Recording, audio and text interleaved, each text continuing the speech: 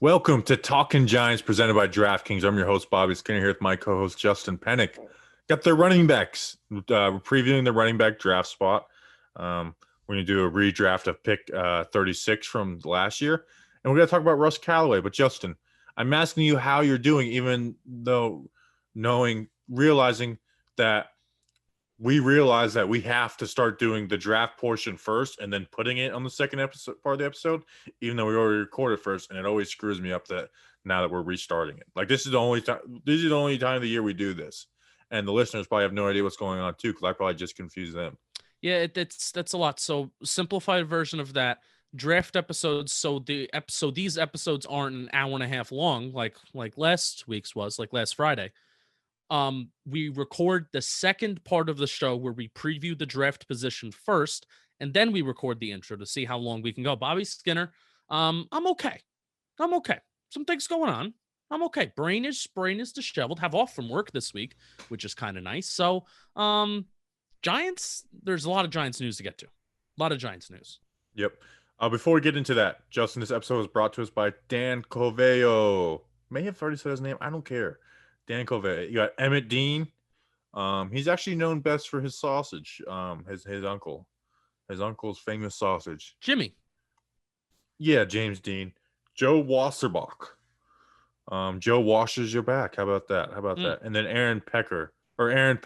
I saw Peck and immediately said Pecker. Aaron Peck. Justin, who are these Peckerheads? Man, Peckerheads, good. Patreon.com/Talking Giants. Those Peckerheads, that's the place that they went. And for $2 a month, they get to watch us record these messes of episodes where we're recording late at night because we're finishing the players, or more notably, Justin's finishing the players late at night and he needs to push back the recording time. Patreon.com/Talking Giants. Thank you. Everybody who paid their credit card bill the month before. Thank you for continuing to be a patron. Thank you. Thank you big time. Thank you bigly. All right, Justin. News. The Giants hired Russ Calloway to be an offensive assistant. He's going to be working with the wide receivers. This guy's kind of overqualified for this spot a little bit. You know, like you see offensive assistant, it's like someone who's coming up through the ranks, and Russ is definitely doing that, but it's kind of weird. It's like it's almost like he wants to be around like certain atmospheres, because even at LSU, he was an offensive analyst, which like that's not that sexy of a position. But even the LSU people are asking, like, is he going to be the next Joe Brady? Because that's kind of a similar role Joe Brady went through. But before that, he was the Sanford offensive coordinator and QB coach, and was there when Devlin Hodges was there, and had like Sanford's offense was good. You know, usually you don't go from offensive coordinator to offensive analyst and then to the NFL as an offensive assistant. Before that, Murray State wide receiver coach for 2 years. So there's that. And then the connection with Joe Judge, Alabama defensive assistant from 2011 to 2012. So there's the Joe Judge connection. But before we get into it, like this is one, a little late in the game for this hiring, and two, he's a little overqualified for this spot. He's a former quarterback, team captain at Valdosta State. Callaway got his start coaching as Kirby Smart's inside linebackers graduate assistant at Alabama 2011. He spent 2 seasons with the Crimson Tide. Wide receivers coach, recruiting coordinator at Murray State. Then he went to Sanford in 2015, helped the team rank among the top 5 in the FCS passing offense 2 of the last 3 seasons, including number 1 in 2018, averaging almost 400 passing yards per game. Bobby, we've been talking about, I don't know if we've been talking about it a lot. I do remember mentioning it at least once, where, you know, part of our problem with keeping Jason Garrett around is older mind, and we know what Jason Garrett has. Like, we know what Jason Garrett's about.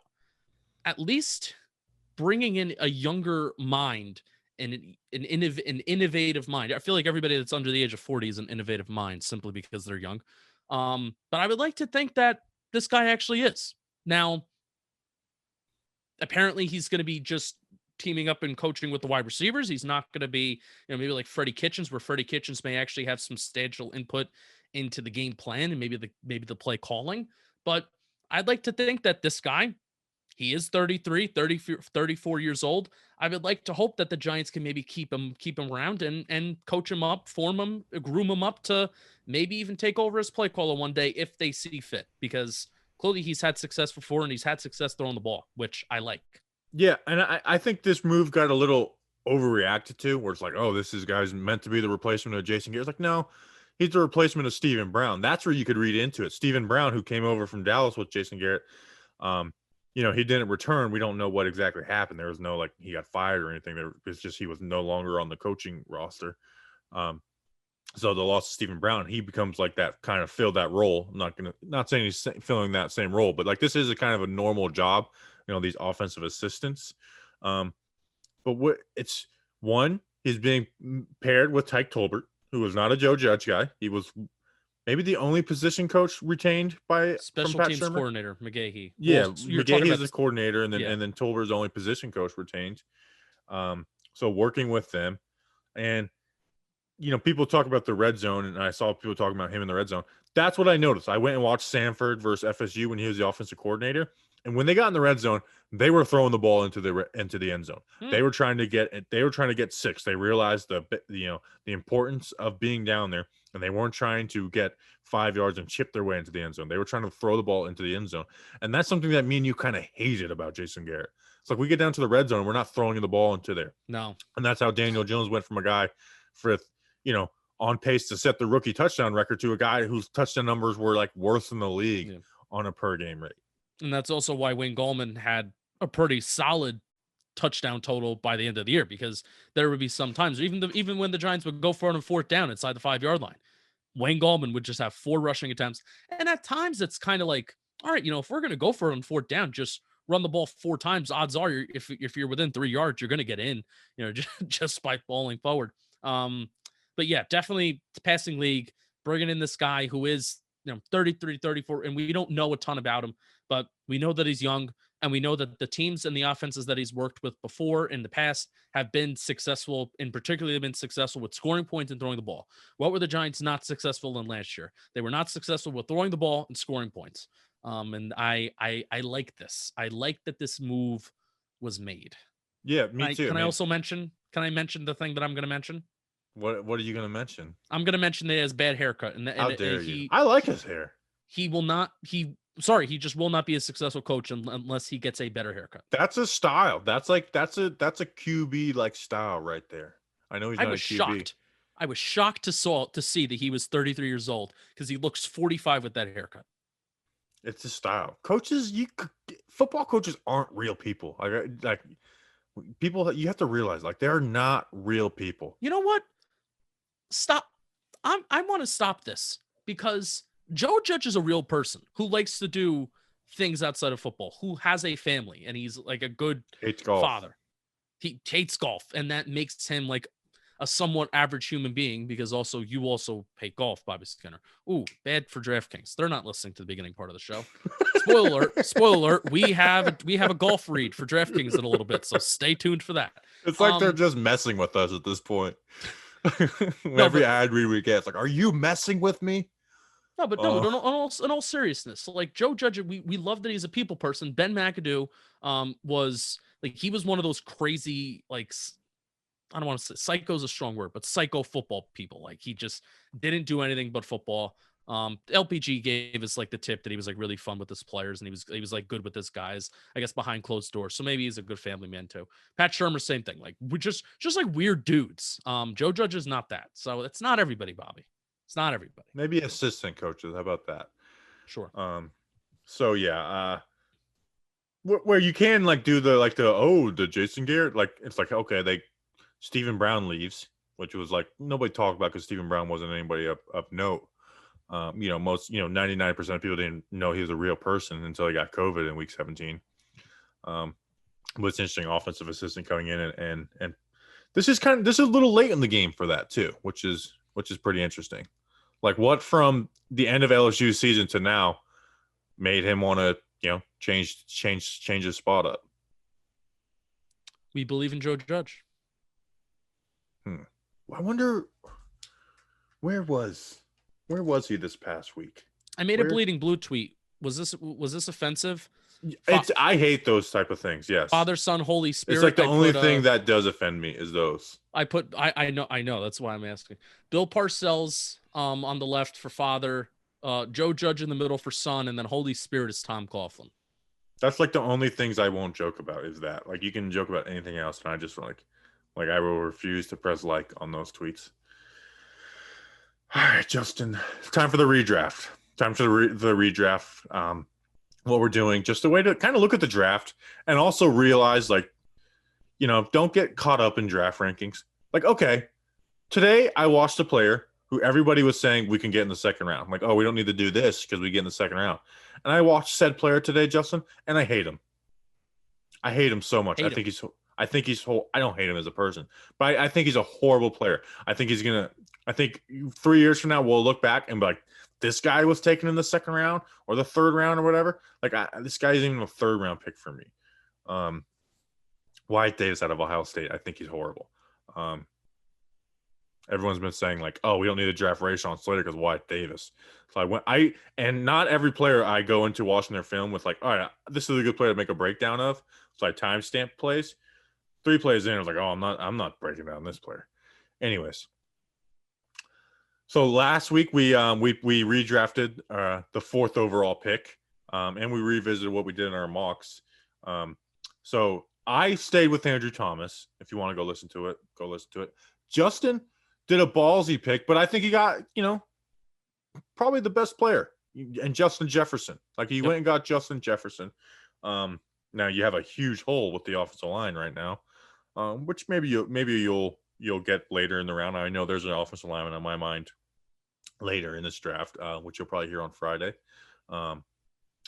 So Justin, last year the New York Giants took Xavier McKinney. Me and you both had Antoine Winfield Jr.'s in our mock drafts. So us and the Giants were on the same page. We were looking for safety in the second round, that free safety. This is before Logan Ryan was on the team. This was before DeAndre Baker got arrested. But me and you were both looking at safety. Like, we like Julian Love, but he's not good enough to pass on anybody. The Giants went a different way with Xavier McKinney, and me and you went Winfield. So what are you sticking with Antoine Winfield? Are you sticking with the Giants or McKinney? Or are you going elsewhere? You know what? I know we talk about with certain acquisitions the Giants made this offseason at corner, how they can maybe do a little bit more single high safety. They can do a little bit more man coverage, and so they can blitz more. And Antoine Winfield, why you would want to take Antoine Winfield is because in college he played like that single high safety role. Now, Pro Football Reference lists him as a strong safety for Tampa. So yeah, he played. There was times where he was playing deep, but they had him down the ball. Like, they had him. He's a do it all type guy too. I don't think he got the credit that he deserved, but he was a do it all type guy too. I think I'm sticking with Xavier McKinney. I'm sticking with what the Giants did because he had a first round grade on him. Now, there's a couple guards out there that had they had some pretty good rookie years, and I know there's a hole at the offensive line the Giants have right now, but sticking with Xavier McKinney, he had the first round grade on him. He fell to the Giants, and the fact that this year is still going to technically be his rookie year, and we haven't even been able to fully even evaluate him as a football player, I think that's a reason to stick with him and stick with that pick in a redraft, because right now the potential for Xavier McKinney it's there. First round grade. And I like the idea of having him as like this versatile chess piece versus, if we were to take Antoine Winfield, we were kind of thinking that he would be primarily playing deep half safety, when McKinney, he can play deep half safety from the deep part safety time to time, but also he is much, much better when he's moving forward and when he's moving and when he's in the box as well. Yeah. Yeah, I thought about just staying with safety, but the addition of Logan Ryan changes things for me. You got Pep. Love is all right. He's nothing special of that safety role. So you got your safeties, and it's less about them than it is this guy that I'm going to take. And I'm going Chase Claypool. You went wide receiver in your first round, so it wouldn't have made sense to double down and get Claypool. But Chase Claypool would have made a lot of sense for the Giants. We know Daniel Jones, looking for those catch radius guys, those big play guys, and that's what Claypool was. A big wide receiver who you can throw the ball up and place it downfield, and he'll go up and get it. And he does some other type of things. And that moves Shepard back into the slot. You got Slayton on the outside, and then Tate is kind of the odd man out. But, when Shepard gets hurt, he's in there playing. So I'm going Chase Claypool. I know it doesn't make as much sense now with Kenny Galladay on the roster, but hey, if I got Chase Claypool, Darius Slayton, Kenny Galladay, and Sterling Shepard, I'm feeling pretty good going into this draft. Like I don't really need to look at wide receiver. I've got my guys. Where if we don't have Xavier McKinney, are we going into this draft being like, man, it'd be nice to add another safety to this team? Yeah, no. Where right now we are it'd be nice to add another wide receiver to this team. Chase Claypool. We're a Galladay injury away from being a bad wide receiver core. Yeah. With Claypool, I think you feel better about the roster than you do with Xavier McKinney. So I'm going Chase Claypool and all his touchdowns. Yeah, he would have dramatically improved the 2020 Giants, without a doubt. Like, he is that big physical, I can go up and I can pinpoint and catch a ball guy. He is, and that's why I took him. Boom. Chase Claypool. Boom. I like Clay. Me and you both like Claypool. Like, he was we liked him, and then he had the nice combine, and then it's like, dude, we fall in love with the combine. It's like, screw it, fall in love with the combine. This guy's about it. He can block. I mean, I remember I was sharing clips of him just destroying people as a blocker. I was a Chase Claypool fan. Everyone's like, oh, he's too high for the second round. He's too high for the second round. Wrong. Look at us redrafting, and he's there, and we're taking him, or I'm taking him. So right now, I have Andrew Thomas and Chase Claypool. You have Justin Jefferson and Xavier McKinney. Yeah. Who's going to block for you, man? People forget you need to block. Nick Gates for left tackle. Nick Gates for left tackle. Just convince Nate. You know what? Nate Solder feels more pressure to play if there's no Andrew Thomas. How about that? Boom. Even though we don't think Nate Solder's good. That's my plan. But it helps us out because now we could cut him this year with less dead cap. Correct. We are really just taking this. We took it like, hey, we got the benefit of hindsight, and we're just like using way too much hindsight at this point. All right. You ready for the running backs, Justin? Let's run. All right. It's everyone's favorite tournament of the year. The golfers are in Augusta, Georgia to compete for the coveted jacket. And DraftKings, America's top-rated sportsbook app, is putting you in the center of the action by giving you a shot to land the green. This week, DraftKings is giving you 100-1 odds on the golfer of your choosing to finish in the top 10. If you haven't tried DraftKings, this is the time. I mean, nobody likes golf more than us. I mean, we have so much respect for the game. You turn $1 into $100. It's simple.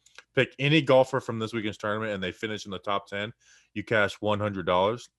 100-1 odds in an offer like this doesn't come around often. So sign up for DraftKings Sportsbook now to get in on all of the action and choose your golfer before the tournament tees off Thursday morning. DraftKings is safe, secure, and reliable, so you can deposit and withdraw your funds at your convenience. Download the top-rated DraftKings Sportsbook app now and use promo code JOHNBOY when you sign up to turn $1 into $100. If the golfer of your choice finishes in the top 10 of this week's tournament, that's code JOHNBOY to turn $1 into $100 for a limited time, only at DraftKings Sportsbook. Must be 21 or older, New Jersey, Indiana, or Pennsylvania only. New customers only. Restrictions apply. See DraftKings.com/sportsbook for details. Gambling problem? Call 1-800-GAMBLER or in Indiana, 1-800-9-WITH-IT. And if you need your golfer to win and he's behind, just like honk when the other person is golfing. Yes. Scream in their back. There's so many ways to really gain the edge in golf, and people aren't taking advantage of this. Shame. They should follow your book. They should. They really should. They really should. All right, let's talk about some freaking draft people. We got running backs, the running back position. We started with edge because edge is a need, but it's not a premier edge class. The Giants low-key kind of need a running back right now. Like, the only running backs they have on the roster is Saquon and Devontae Booker. There's no third-string running back. There's not even like an old vet who they kept around or somebody from an undrafted guy from last year who's on the squad. They have nobody right now. So third-string running back is kind of a need. And there's some guys here I like. So running back, I mean, how do you feel about the running back spot? It's weird because I think somebody put out an article this week, and I would feel bad if this is a friend. And at this, I mean, I guess it's beginning of April, so if there's a time to talk about it, it's now. And before the draft, it's not like we're talking about this the week of the draft. Running back being a third string running back being a need, but third string running back is a pretty big need. And I'm like, define big need. Like, is it an important role because of the turnover that happens in the NFL with running backs in particular? Yes, it's a need the Giants need to address, but is it a need the Giants need to address in the NFL draft, especially when they only have 6 picks versus 10 picks? No, they don't No, have to, but no, but they could, and it would make sense. I would like that third running back though to be somebody on some sort of rookie contract, whether that's an undrafted free agent, whether that is a guy that we do draft, whether it's a young guy that maybe came from the 2020 class from last year.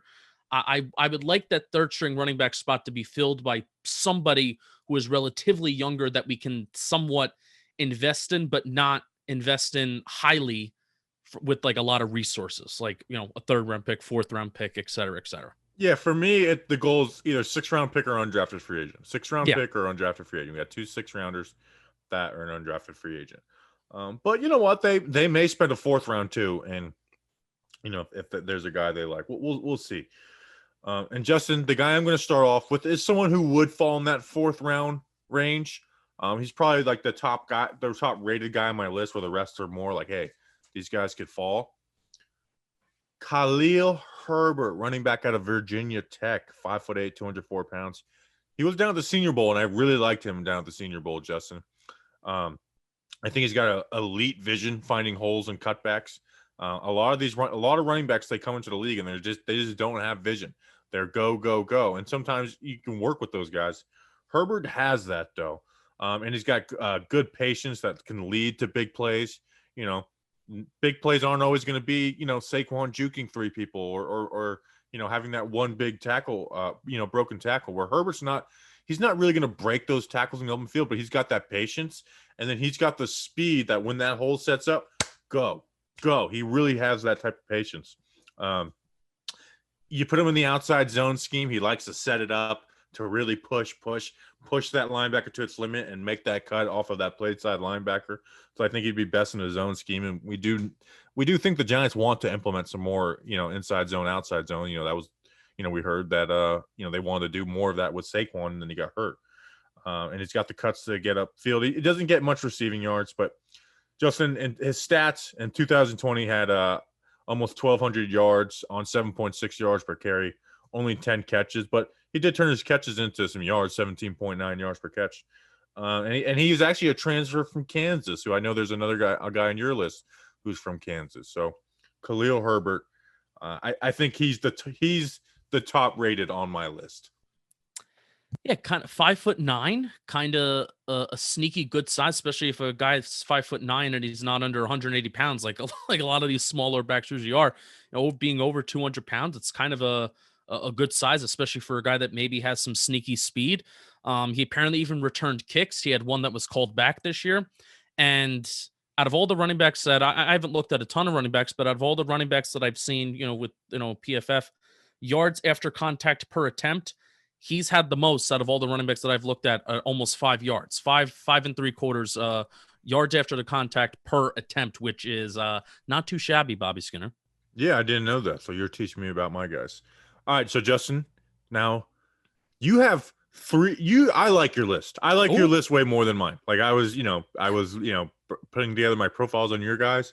It's like, oh man, love this guy, love this guy, love this guy. Your first one's not a love guy; he's a like guy.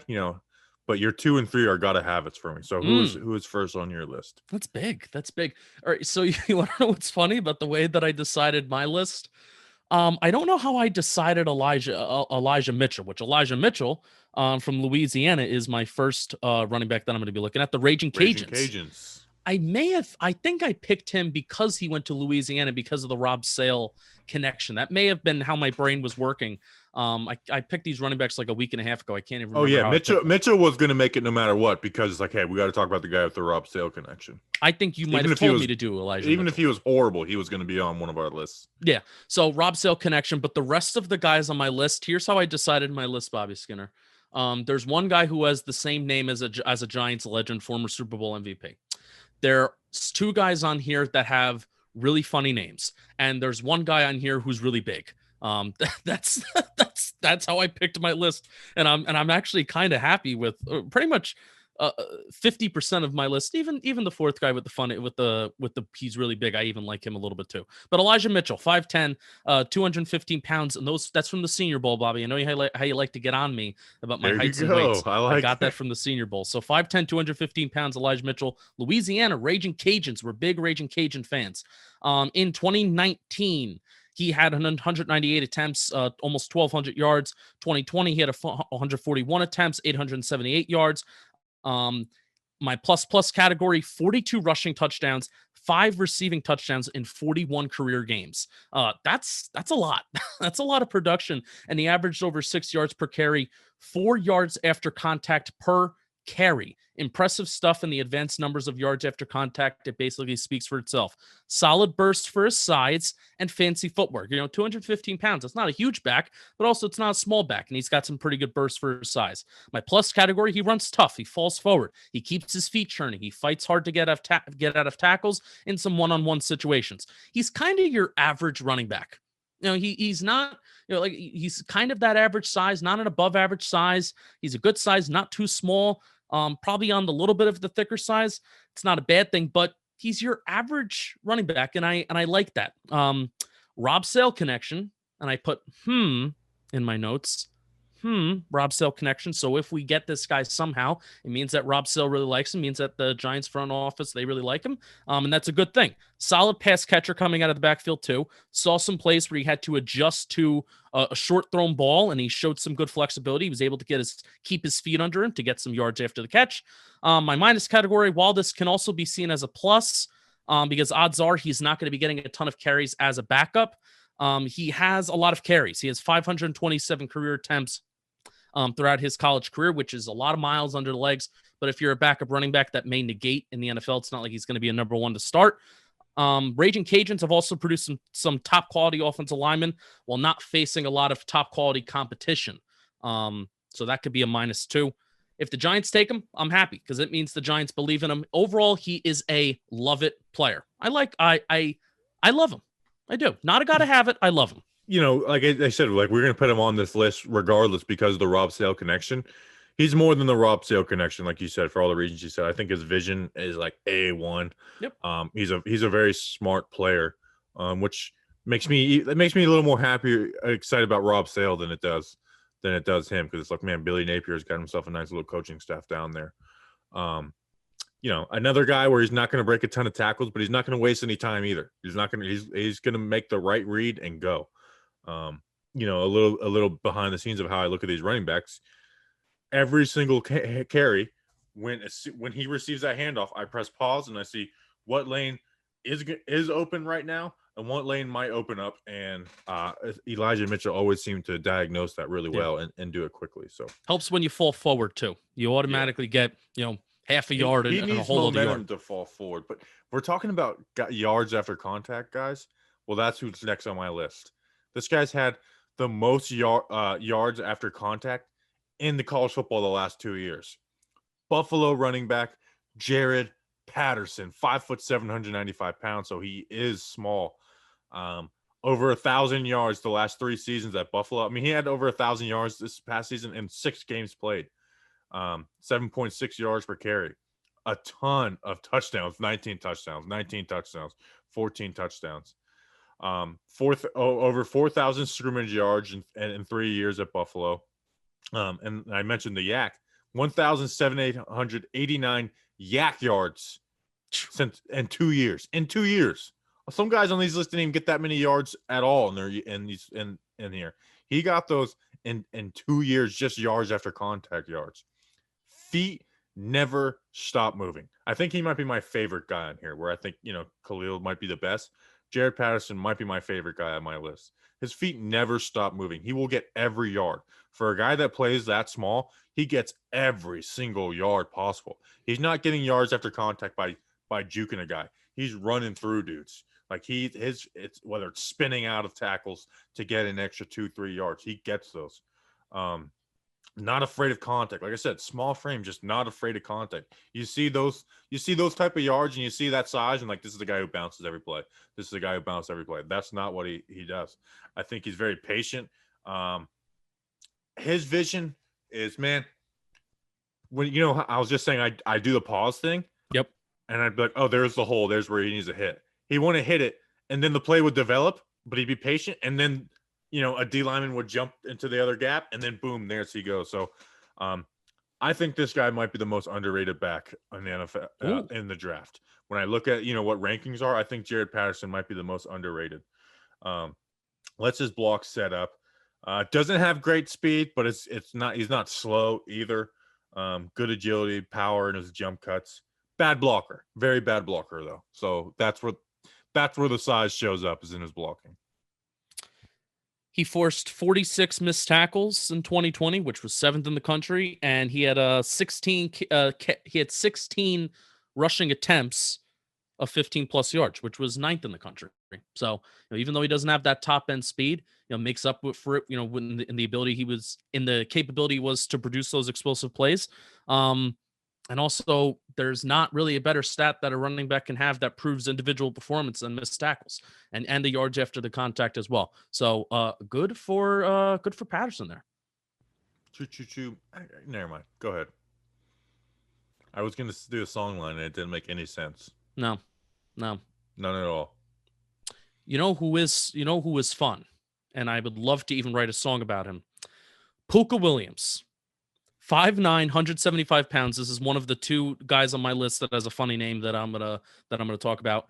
From Kansas. 5'9", 175 pounds. Pooka Williams in 2019 is the year that he had more production. 203 attempts, about 1,000 yards, 5.2 yards per attempt, 3 touchdowns. He even had 27 catches for 214 yards for 2 touchdowns as well. 2020, 51 attempts, almost just about 200 yards. Average yards per carry was under 4. Not the biggest, not the most production in 2020. He only played 4 games. But Bobby, I have to tell you, Pooka Williams is, how Joseph Asai, I just talked about how I enjoyed watching him play the game of football.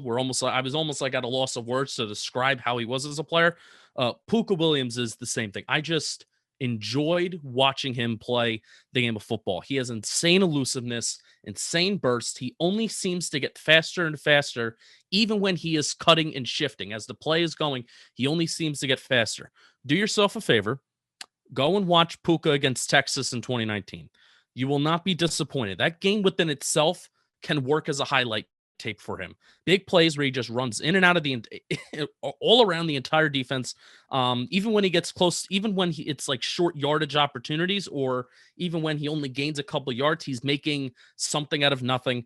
A very, very fun football player to watch. One of the most fun players to watch in this entire draft class, I feel. My plus category, he runs tough. He has strong legs for such a small back. The other guy that you like, who's your guy to have it, I don't really view him as a small guy who has strength within his legs for his size.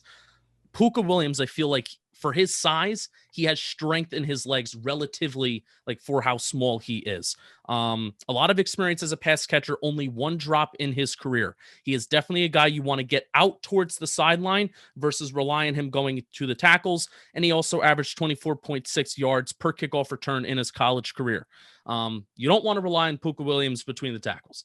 I mean, I feel like you kind of want to put him in an outside zone scheme, or he's going to be like a gadget slot guy, kind of like a Laviska Shenault, or even Lynn Bowden. Remember Lynn Bowden, how I think I actually previewed him last year, probably talked about him being a late day 3 pick, and then boom, Lynn Bowden was taken like round 3 by the Raiders. I would not be surprised.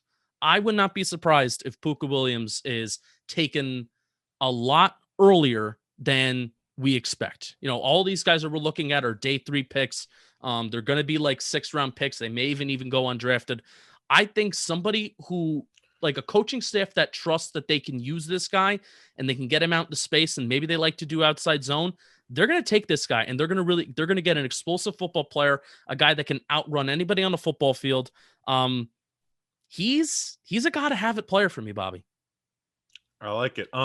So let me play the advocate against Pooka, because I know you like him more than Javian Hawkins, who you'll be talking about next. Yeah. He's small. That's the biggest downside. I like Hawkins a little more. With Pooka, I feel like he's going to create tackles for losses. Like people get mad at Saquon. Like Pooka's going to create those. Where I think I'm going to say my Hawkins talking point. But he does turn into those big plays. But for a player like that, I just feel like he doesn't have that speed to like be that guy. Like I said, I like him. I'm just playing the advocate on him. Fun fact: did you know that Pooka cut off some of his toes in his right foot while mowing the lawn? I think that's made him faster, to be honest. I may try to do that. Cut his toes off. That's crazy. But I do. You can put him at use him a receiver, get up the seam quick. In fact, there was a play where he catches a seam route for a touchdown that was just like that Daniel Jones to Saquon Barkley touchdown versus Washington.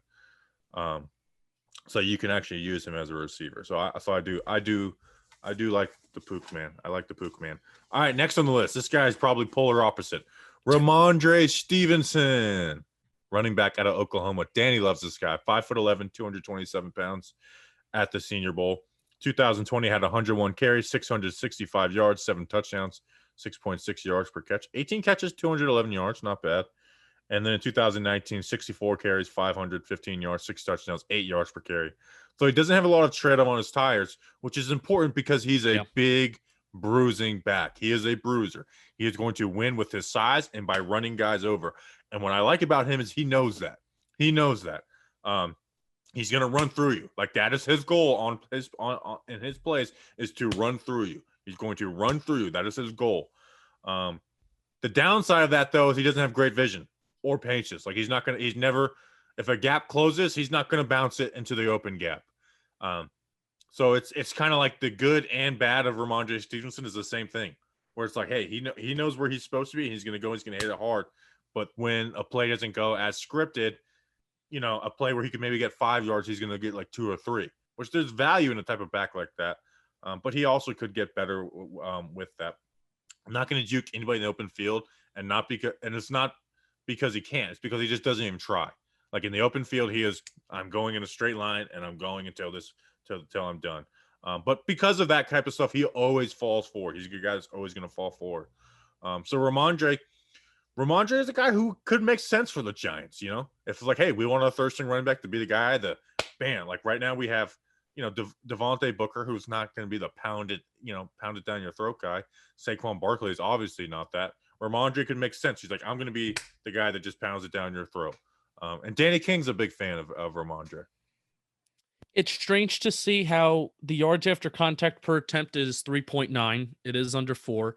It also could be a scheme thing. I can imagine having a running back that's almost 250 pounds isn't the exact ideal situation for an offense that runs spread. I'm pretty sure Oklahoma runs primarily a spread offense, right?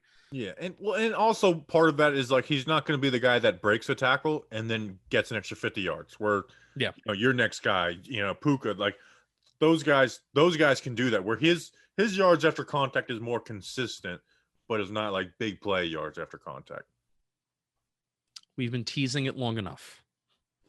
Here's the Bobby Skinner's about to fanboy. I feel like I'm not about to shit on him, but this is going to be a good balanced conversation. Javian Hawkins, 5'9", 195 pounds. He went to Louisville in 2019, 264 attempts, over 1,500 yards, 5.8 yards per carry, 9 touchdowns this year in only 8 games, 133 attempts, 822 yards, 6.2 yards per attempt, 7 touchdowns. Also has a decent amount of receiving experience. Had it more this year, 16 catches, 127 yards with the receiving touchdown. And my plus category for Javian Hawkins, I feel like if you are under 5'10", and you're under 200 pounds, you have to have quick feet. And Hawkins definitely does have some good feet and agility. Big plays. He averaged 6 yards per carry the last 2 seasons when you combine the two. Posted touchdown runs of 75 yards, 70, and 90 yards all in 2020. He's very patient. He allows plays to develop. I guess that's the biggest difference between him and Pooka. I don't think Pooka's very patient. Hawkins is definitely a guy where he's going to fit a certain scheme, especially an outside zone scheme. He's going to fit a little bit better than Pooka, where you have to get creative to how is Pooka Williams going to fit. But Davion Hawkins, it could be a little bit easier for him to fit, especially since most of his runs were going to the outside. You need a little patience to allow those blockers to get into place, and Hawkins definitely has that. Now, my plus category, I said he is a poor man's Pooka Williams. So he's a poor man's because I honestly do feel like Pooka's faster. I feel like Pooka's faster. I feel like he's more agile. I disagree. Javian You disagree. Is way faster to me. Well, then talk to me about him. I just think he's fast as lightning. I think he's way faster. And you mentioned the patience thing, where my issue with Pooka is that I think he can create tackles for losses. I think Javian doesn't do that. I think he fixes tackles for losses, where Pooka can, he's going to have those wild plays. Hawkins is going to have those wild plays too, but I don't think he's creating as much. The issue is he has one speed though. Like it's patience because it's outside runs, but he is like boom, boom, go fast. He's not going to cut a run up. He's trying to get outside, which I think is a good fit for the Giants. And as their third running back, and his offensive line was like, Louisville was not good as blockers for them. So again, doesn't have great vision. I don't think he has patience. I think he's just the scheme of Louisville makes it look like patience, where it's like, no, this is just an outside design play. Yeah. And basically just run to the sideline, run to a spot. Yeah, where it's like those outside zones, those outside pulls. I think but with his speed on play action outside zones, it's going to really influence linebackers on those play action things. He's a real receiving threat. It's just it's not his fault that Louisville's quarterbacks are horrible. Not very strong, so he's not going to be a good blocker, but I think he's fast as lightning, man. And he's going to be a big play guy in the NFL. He's a like it player for me. I'm sorry. He's not even a love it. I love Pooka. So here's the thing. There's a good chance if I watched Hawkins first, there's a good chance that I may be more impressed with Hawkins. And then if I watch Pooka second, then I'd be like, it may be reversed. But it was the fact that I watched Pooka first and then I watched Hawkins after that. And I was just like, nah, I feel like he's a poor man's guy that I just watched before. Want to know a fun fact? I've become the fun fact guy. I love that. He went to Cocoa High School, which is where I lived. Wow. In fact, if my address for my bank is still Cocoa, Florida, I still haven't changed it. Yeah, I get some things in a half from you. I mean, I'm only 20 minutes away right now, so it's not like I moved, a long distance. But yeah, Coco's finest. Probably means he's a low character guy, to be honest, but we can deal with it. So Javian Hawkins, one of my favorite guys. All right, so I'm getting so wrapped up in your guys' list, and we're talking about running backs. I'm throwing a little curveball. This guy, guess what my letter grade for this next player was? C+. He is my highest graded player. Wow. At his respected position. At his respected position, he is my highest graded player in the entire NFL draft. But that position is fullback, and it's Ben Mason out of Michigan. It's Ben Mason out of Michigan. 6'2", 246 pounds.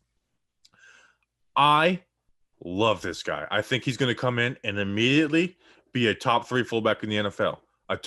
Immediately. Like, I think this guy is the real deal. He was bred to play football. In fact, we know the O'Briens, John Boy Media, they grew up on like the same street of him. They're like, yeah, he's kind of like a football weirdo. Like he didn't do anything bad. Like he just trained to play football. Like he was bred to play football. Obviously we know him from Michigan, elite blocker, an elite run blocker. He will blow you up. He will manipulate you. He will torque you in the way you go. He will change your running game. He will change your running game the way he's a lead blocker. You can even line him up in tight end and use him as an inline blocker too, and he's going to do that well. Great feet. Always. I mean, he's a beast of a blocker. I think a lot of times like, oh, fullback, good blocker. Ben Mason would immediately come in and be a top 3 fullback in the NFL. 10 touchdowns at Michigan. Obviously, those are all from short yardage. He's not going to add anything as a runner. But that does show it's like, hey, you got a 4th and 1. I hate the fullback dive, but if there's anyone doing it, I would want Ben Mason doing it. not much as a receiver. And to play fullback in the NFL, you have to be a special teams ace. Now, I don't watch special teams snaps, so I'm taking this at what people say, special teams ace. It's so fun to watch him just destroy people. He was at the Senior Bowl, whether it's at Michigan, he just destroys people in the run game. And I'm a big believer that every NFL team should carry a fullback. It changes the way teams have to prepare. It gives you there's no reason not to. There is the 53rd, whoever would be your 53rd man on the roster is not as important as having that option to be a fullback. Even if you only use it twice a game. With Ben Mason, you'd use it a little more than twice a game. But having that extra good lead blocker changes the running games. It screws up gap control football. So, Justin, let me pose this question to you. This guy, if you think he's going to come in and be a top fullback in the NFL, are you okay with taking a fullback in the 6th round? Yes. Okay. Because some people won't be. Some people will hate that idea. But I'm fine with it because it's Ben Mason. Any other fullback, I'm not taking the 6th round. Ben Mason, I will. Yeah, I mean, it's funny how people in your mock draft video, there was, well, not people. There was one person that commented. It kind of got me a little mad. No, so I think somebody commented on my Twitter and they said, you don't draft for need. That's kind of false. You kind of have to draft. You have to draft for need, at least in the beginning part of the draft. But then towards the second half of the draft, especially after, rounds 4, 5, and 6, definitely 7, you draft whoever the best player is. And if this guy's the best player available, you take him. And, just ask my good friend Orleans Darkwa how much it hurt not having a fullback. Shane Smith that's when Shane Smith made his money, was blocking for Orleans Darkwa. And then he sucked the next year. Yeah. Good friend though. Shout out Shane Smith. Shout out Orleans Darkwa. So, and I pose it to this: would you rather have Cam Brown or Ben Mason? Give me Ben Mason. Give me the best player at a position. Yeah. And you can cut Elijah Penny. You can cut Colin Gillespie. Like, don't mention those guys as the reasons not to take Ben Mason. I'm fine with riding with either one of those, but Ben Mason, I would be cool with. So, Ben Mason, how about that? I have another fullback. I put initially on my list that I was going to do another running back, but you know what? We're going to stick with the fullbacks. Torrey Carter, 6'2", 244 pounds from LSU. Torrey Carter wants to hit people, Bobby Skinner. Point blank. When he hits you, and when you have an interaction with Torrey Carter, he wants you to not want to play football again. And I don't like those people. Those are not fun people. In 2020, LSU rarely relied on a fullback. So he was mostly given special teams duties, and oh boy, did he make the most out of that role. Now I have a little bit of a question because there's not a lot of special teams film. There's not even a lot of film on Torrey Carter to begin with. But I was reading a couple, some local websites, and they said a critique of Torrey Carter is that he has a hard time pinning down blockers in the open field, which is a very hard thing to do. If you're running like a bat out of hell and you have an elusive linebacker, an elusive defender, and if you're caught lunging, which is pretty easy to do when you're running full speed as a fullback trying to engage somebody. So I think that's one of the only negative parts of Torrey Carter's game that at least I read about. Bobby Skinner, I'd be interested to hear what you have to say about that. But if that's your negative part of your game in terms of your ability as a fullback, then I can only imagine that would also translate to special teams. You running down the field full speed and not being able to tackle a ball carrier who's also trying to juke you, get out of your way. Yeah, I'll be honest. Torrey Carter is your only guy I did no homework on. That's fine. Here's what you need to know. He plays like a bat out of hell. He has eye black that he paints all over his face and he like smears it down. And it's not just a look. He does it because he's a psychopath. And there's a couple clips of him. I think there's a clip against Arkansas where he's running down on the opening kickoff and he doesn't demoralize the ball carrier.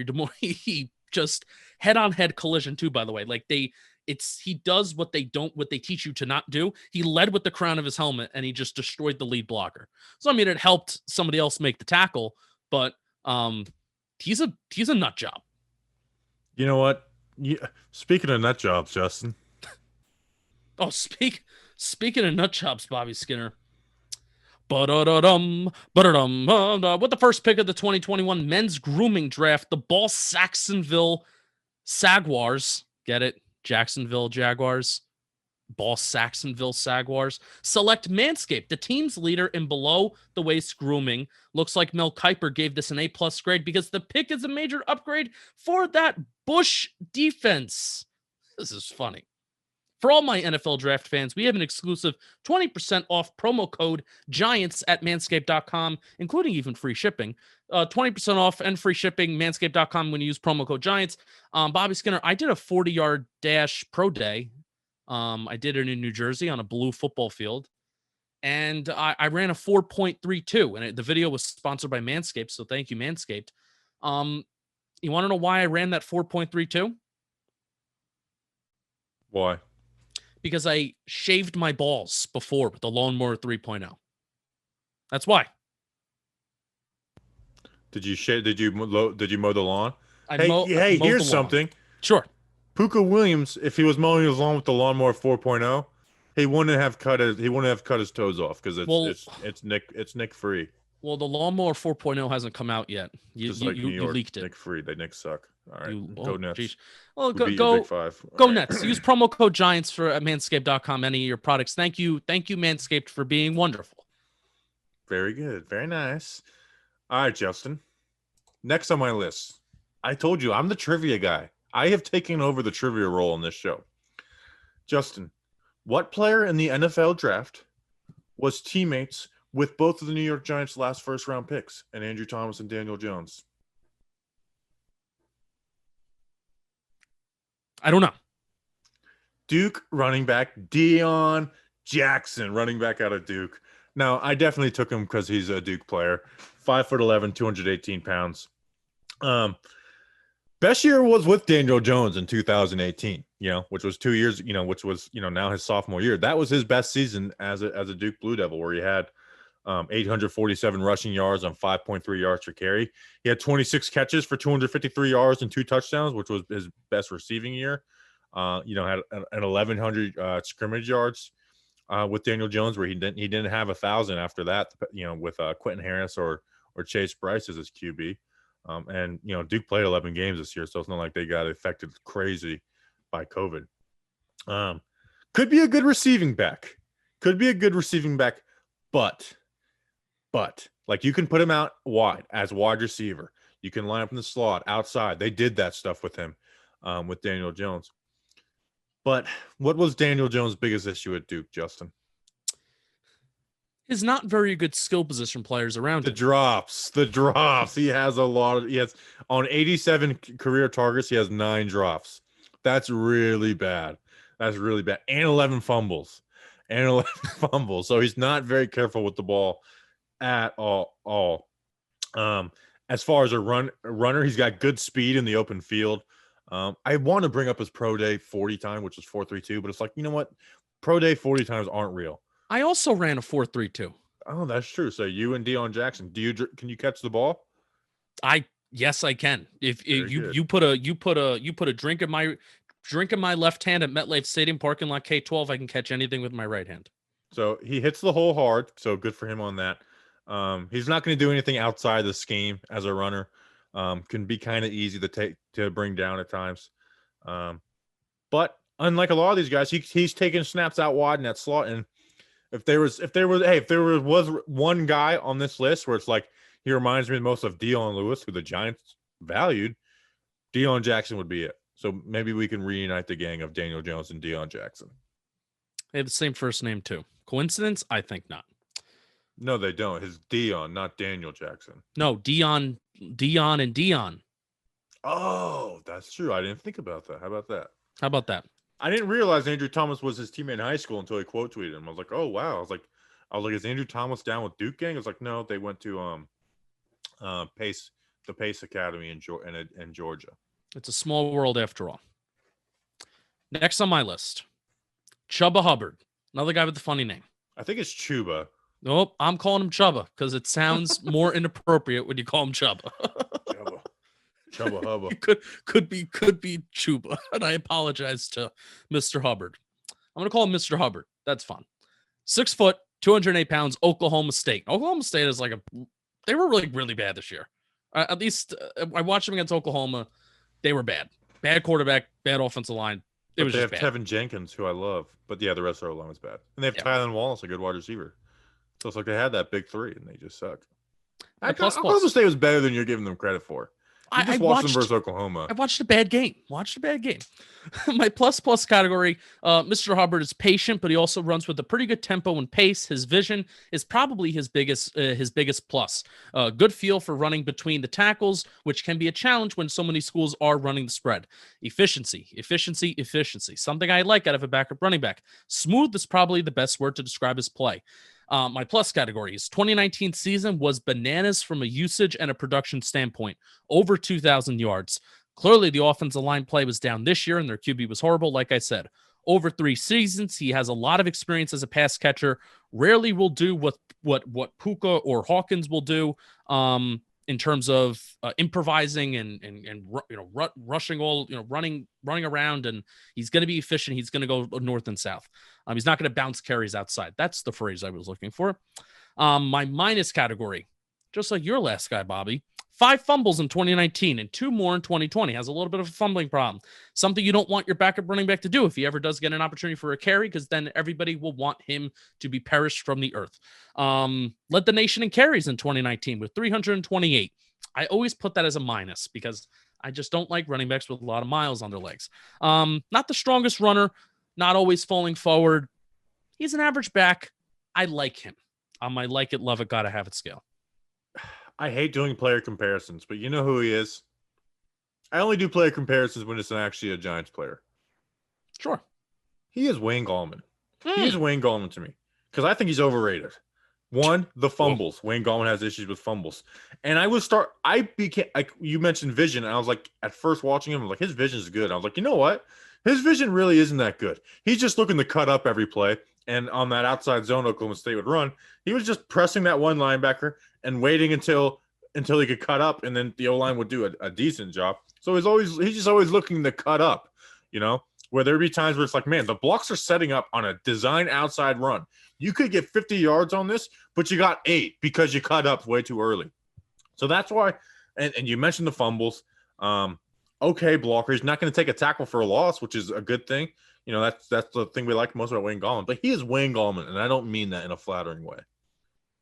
You never talk about Wayne Gallman in a flattering way. Never. Not once. I was a Wayne Gallman fan in season. I just wasn't a Gallmanite.